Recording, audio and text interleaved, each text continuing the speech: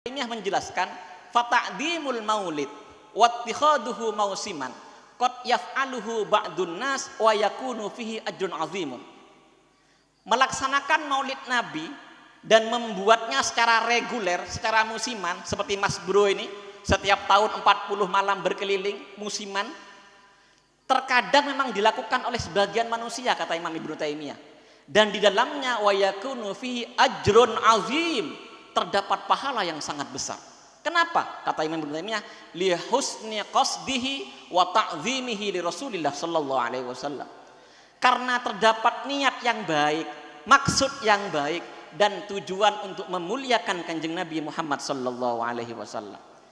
Kalau Imam Ibnu Taimiyah imamnya saja sudah mendukung maulid Nabi, lah ini kok santri anak buahnya berani nyalahin maulid Nabi. Saya nggak mau ngerasani kelompok sebelah, tapi biar panjenengan tahu bahwasannya Imam Ibnu Taimiyah itu mendukung perayaan maulid Nabi seperti yang dilaksanakan oleh warga sekarang ini. Maka kalau sudah saya jelaskan begini, kira-kira tahun depan masih mau mengadakan maulid lagi apa tidak? Masih maulidan apa tidak? Ki amolotan apa bunten? Molotan ki? Amolot ki? Berarti pon sekan sama ken pon. Pon pertama. Yang kedua, sekarang apa yang kita bisa pelajari dari Kanjeng Nabi Muhammad sallallahu alaihi wasallam? Ini hakikatnya. Saya lupa nggak bawa lonceng. Takut tebebes dengan. Oh.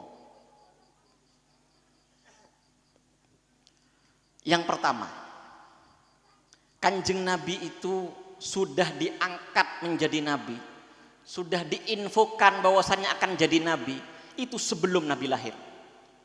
Sebelum Nabi lahir, bahkan sebelum ada alam semesta, sudah diinfokan akan ada nabi namanya Nabi Muhammad. Tapi kenapa Kanjeng Nabi itu kok diangkat menjadi Rasul, diinfokan kepada orang Arab baru pada usia 40 tahun? Kenapa kok tidak umur 35 kek? 30 kek? Segemi mak nunggu umur 40 tahun, kenapa? Yang bisa kita ambil pelajaran dari sini adalah bahkan Rasul pun membutuhkan proses untuk diangkat menjadi Rasul. Allah itu kalau mau menciptakan langit dan bumi, kun fayakun, 1 detik bisa jadi. Tapi Allah menciptakan langit dan bumi fi sittati ayyam, 6 hari. Kenapa? Proses. Manusia harus menghargai proses. Pengen kaya harus berproses, jangan terburu-buru. Harus berproses. Ini kalau terburu-buru nanti menghalalkan yang haram karena terodul ya sogi. Pengen punya anak, berproses, kawin dulu. Jangan sudah punya anak baru kobil tuh. Wah, itu namanya MBA, married by accident, menikah karena kecelakaan. Titelnya MBA. Kita kobil tuh ngandung kade, bahaya nih. Berproses. Maka demikian juga para santri yang saya hormati dan saya cintai, berproseslah. Bapak Ibu wali santri ataupun warga sekitar yang punya anak, kirim anaknya ke pondok biar berproses. Biar berproses. Itu yang kemarin ada katanya hafal anak umur 10 tahun hafal Al-Qur'an, hafal Zuratun Nasihin, hafal Bulughul Maram. Dia juga berproses. Sekolahnya ya dari SD, terus SMP, terus SMA. Walaupun dia pandai, gak bisa dari SD loncat ke kuliah, gak bisa. Semuanya butuh proses.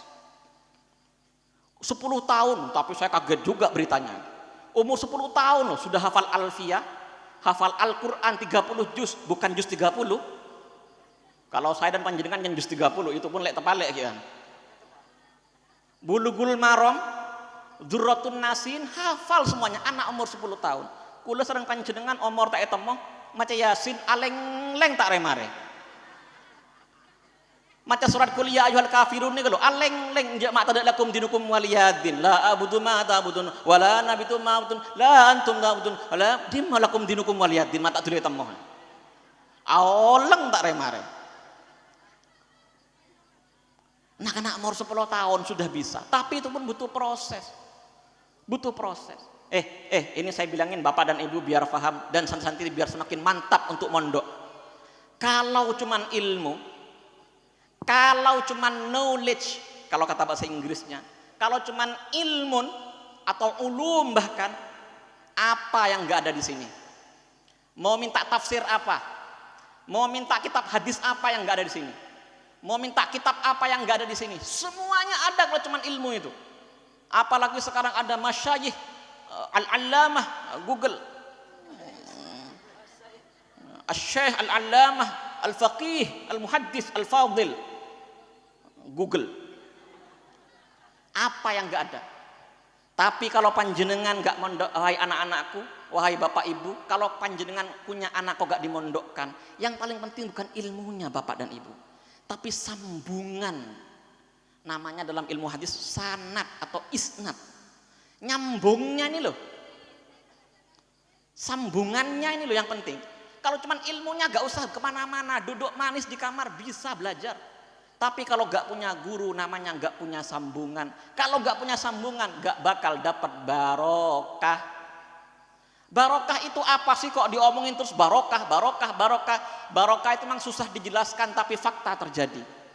Susah untuk diakalkan karena emang non rasional dia. Di pesantren itu gudangnya barokah. Gudangnya barokah pesantren itu. Gak masuk akal tapi terjadi. Coba di pesantren itu. Secara logika akal, logika kesehatan, orang itu kalau mau sehat, makanan harus bergizi, minuman harus sehat dan higienis. Tapi di pesantren, muka kran, colok bebe. Dubede pilek tada pilek rak para. Dubede kayak tabu ada. Adrep engki. Barokah. Aduh mananya mah jerebe, anya mah telgetel. Aduh, teu disaabe pokon mah. Ki biasa nih kelaku ieu pon beres, komat pole beres pole, itu masalah. Kolek leng-celeng lepon biasa. Tak masalah bagi santriwati karena sekarang ini sudah ada kamera 360. Sehitam apapun kulitmu, sepesek apapun hidungmu, dengan kamera 360 akan berubah 360 derajat. Seceleng dadi poteh sarah. Sepesek dadi loncong sarah. Sepepen tembem pas dadi tirus. Aduh. Makanya saya pesan kepada laki-laki ini yang mencari pasangan, jangan nyari pasangan lewat media sosial. Itu penipuan. Cengok neng foto profil lah. Aduh, Mak Radin kena. Sedang ketemuan, ada mengarian.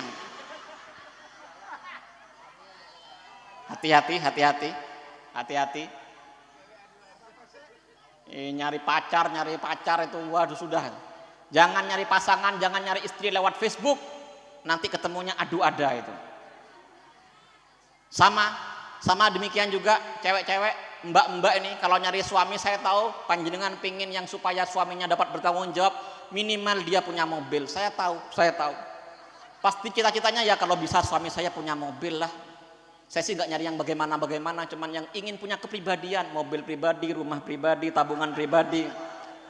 Sama saja. Maka cowok-cowok sekarang nggak kalah akal. Karena ingin dapat cewek, maka dia ingin dapat istri, maka dia pergi ke Lipo Mall. Dia pergi ke Matahari, dia cari mobil yang paling bagus, kemudian mobilnya taruh belakang dan dia foto. Cekrek. Langsung dijadikan foto profil.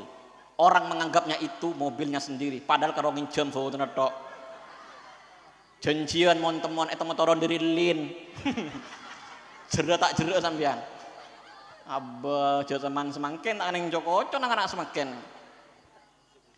Makanya pesanku kepada santri-santri ini masih menuntut ilmu, kalau kelak kalian harus memilih pasangan, jangan hanya percaya melalui mata indrawi, tapi percayakan pasangan kalian melalui mata hati. Betul itu? Bagaimana maksudnya? Istikharah lah, minta sama Allah. Istikharah, ya Allah ini baik apa tidak? Istikharah. Jangan terlalu percaya sama mata indrawi ini. Karena mata ini kadang membohongi kita semua. Bohong sama kita. Ada orang matanya bisa melihat, gak hafal Quran. Ada orang buta tapi bisa hafal Quran. Bedah orang beres lak melak matana. Orang beres, orang buta, ongke ke masjid, toron dari masjid keluarlah tepak ngalak sandal tibi. Orang buta. Orang lak melak masuk masjid, keluar masjid, sadalah orang cak yang kui. Sebutah sapah. Sebutah sapah. Ini hati-hati nih. Makanya jangan percaya.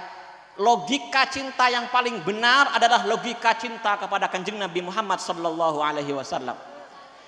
Kalau sama sesama lawan jenis ini masih logikanya agak benar. Kenapa? Karena kata mereka dari mata turun ke hati. Itu bohong. Kenapa? Kalau logika cinta dari mata turun ke hati, semestinya tidak ada orang sekarang yang cinta kepada Kanjeng Nabi Muhammad sallallahu alaihi wasallam. Ketemu Kanjeng Nabi. Pernah ketemu Kanjeng Nabi? Lalu bagaimana logika dari mata turun ke hati? Kita mencintai Kanjeng Nabi Muhammad sallallahu alaihi wasallam murni keluar dari hati kita. Berarti cinta yang sejati adalah cinta yang lahir dari hati, bukan dari mata turun ke hati. Allahumma shalli ala Muhammad. Mak ngomong bab cinta di kedok demak ini Bon. Pertama. Kedua, apa yang bisa kita ambil pelajaran?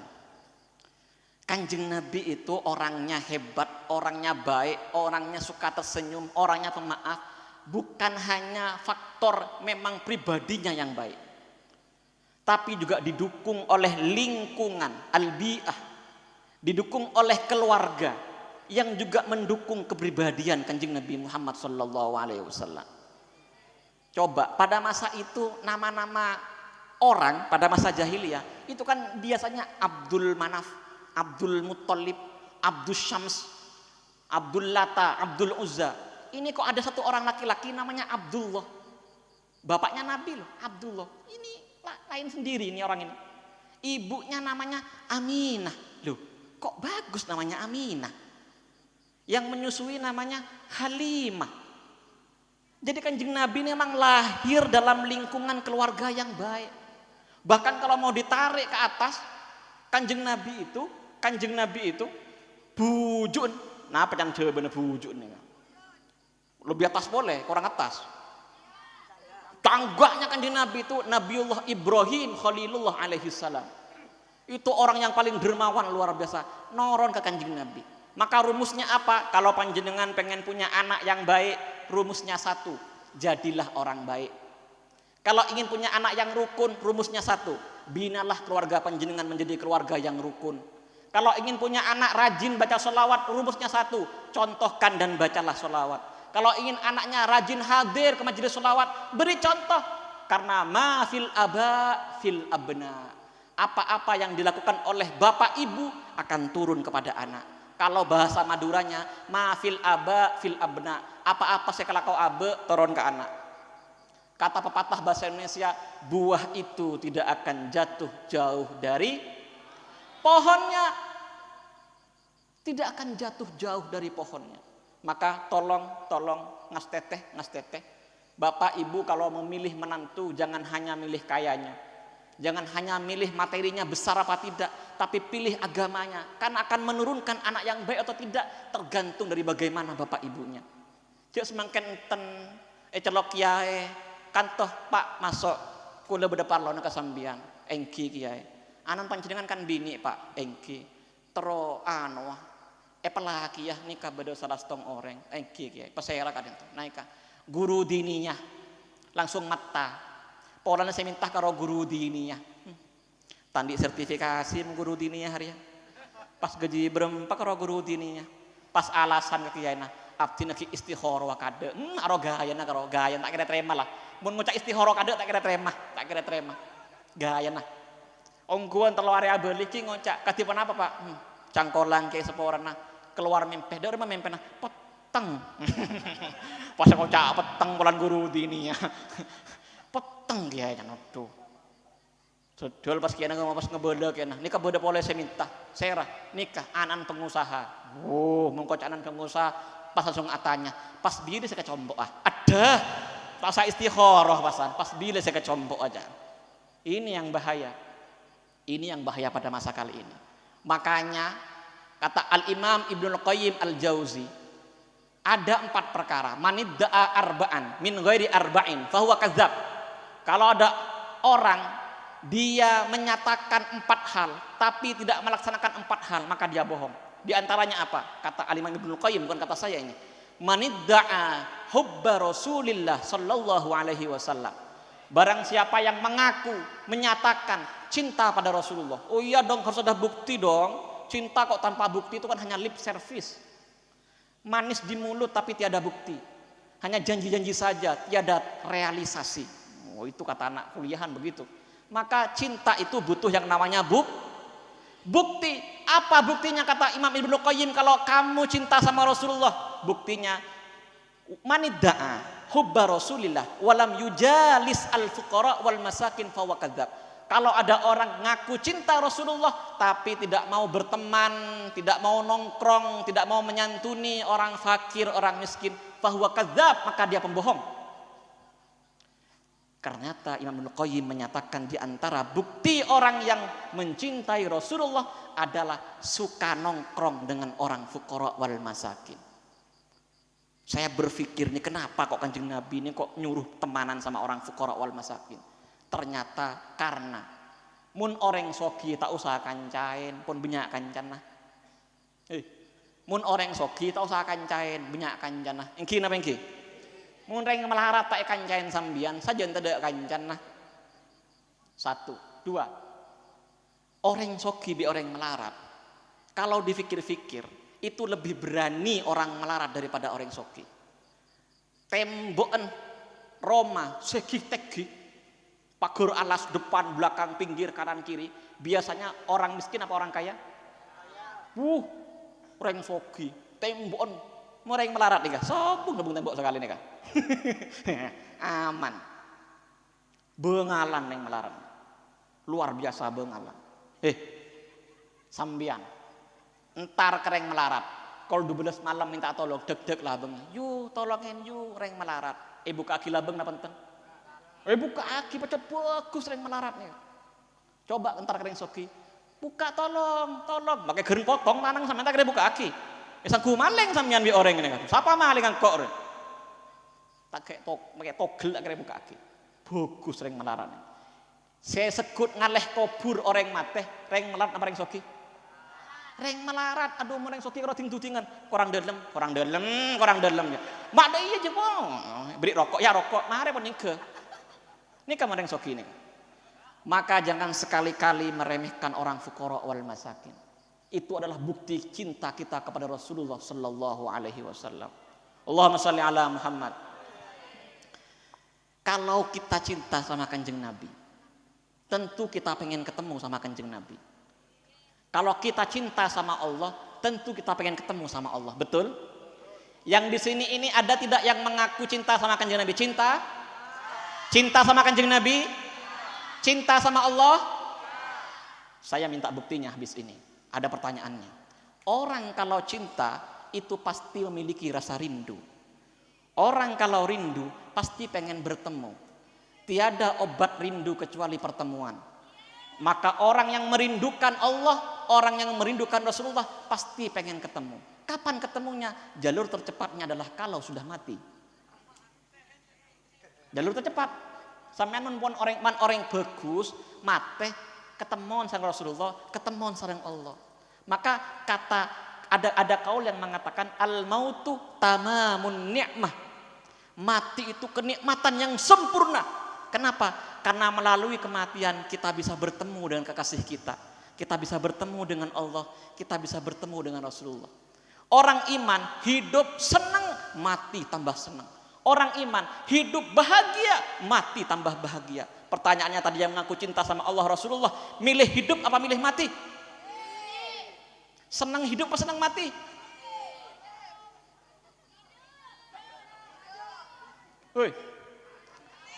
Senang maten apa senang odi? Mata pada jawaban kena. Jangan kerong. Antara hidup dan mati. Nah ini saya jelaskan sebentar saja biar panjenengan paham. berarti iman kita memang kadang tidak sebesar itu. Cinta kita memang kadang tidak setebal itu. Orang itu memang kebanyakan kalau kehilangan nikmatnya Allah, itu cerita satu desa hilang mobilnya, hilang rumahnya, hilang emasnya, sedisah ngiding kepi. Tapi kehilangan Allah, kehilangan Rasulullah gak pernah ada yang cerita karena dianggapnya bukan musibah. Kehilangan dunianya Allah dianggap musibah, kehilangan Allah bukan musibah. Beda orang, engkau kelepain tak baca selawat, musibah, musibah, musibah. Beda. Potongan ngani kebi kuda, sob, makai sedegum, tak sini kebi pada boy. Tapi kalau kehilangan nikmatnya Allah luar biasa, sedisah ngedeng kapi, celaka, Innova elang, celaka, Fortuner elang, sekabupaten memperoleh ngedeng kapi, diinfokan semuanya. Tapi kehilangan Allah tidak ada satupun yang cerita. Apa kehilangan Allah itu? Lupa berpikir. Ana jali suman zakaroni. Aku ini teman orang yang ingat pada diriku, kata Allah. Kalau gak ingat berarti Allah menghilang dari dirinya. Kalau baca selawat, Rasulullah menemani. Kalau gak baca selawat, Rasulullah hilang dari dirimu. Berarti kalau kamu gak rajin baca selawat, berarti kamu kehilangan Rasulullah Sallallahu Alaihi Wasallam. Tapi gak masalah, biasa kitanya anak kecil kok. Anak kecil itu, ini anak kecil. Gak ada contoh anak kecil di sini ya. Nih kah, anak ini nih kah, umur 5 tahun paling nih, umur 6 tahun. Mun bedenak anak ini, lake, anak ini lake. Ebri permin. Bireng bini yang memberikan perempuan cantik sekali, persis kayak santriwati An-Nur. Memberikan permen sama anak kecil umur 5 tahun. Yang dilihat sama anak kecil ini, permennya apa yang ngasih? Permennya, wong anak kecil kok masih kan. Coba kalau sama bapak-bapak ini belakang. Benerang bini ratin umur 20 tahun, ratin sarah abri permen. Saya bos permenan apa saya beri? Hah? Apa? Cak yoder. Bapak-bapaknya kayak yoder. Kenapa? Karena sudah tahu, sudah dewasa bahwasannya yang memberi itu lebih mahal harganya daripada pemberiannya. Orang kalau imannya tebal akan tahu bahwasanya Allah lebih penting daripada pemberiannya. Rasulullah lebih penting daripada siapapun di dunia ini. Itu kalau Allah paham, kalau dia paham. Kalau dia paham bahwasannya yang memberi lebih penting daripada pemberiannya. Lebih penting daripada pemberiannya. Cuman ada nanti itu orang yang Allah gak mau melihatnya. Makanya kalau pengen mati, kok pengen melihat Allah, dalam Al-Kahfi itu dibaca, di terakhir suratnya itu ada, faman kana yarju liqa'a rabbih, kalau pengen ketemu sama Allah, cuman 2 syaratnya. Fal ya'mal amalan shalihan wa la yusyrik bi ibadati rabbih ahada. Perbanyaklah amal solih dan jangan menyekutukan Allah, alias harus ikhlas berbuat semurni-murninya untuk Allah.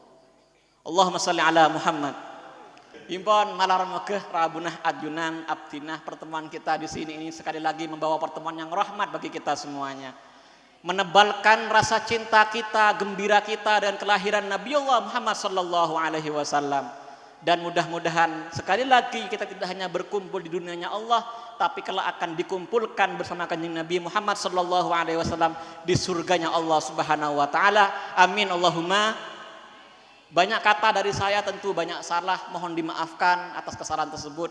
Kalau banyak yang benar, banyak yang rupanya kok kayaknya ini baik, itu semuanya merupakan fadl dan keutamaan dari Allah Subhanahu wa taala, karena saya adalah hamba yang dhaif, hamba yang masih penuh dengan kekurangan. Sampai di sini perjumpaan kita, mudah-mudahan dapat bertemu di lain waktu.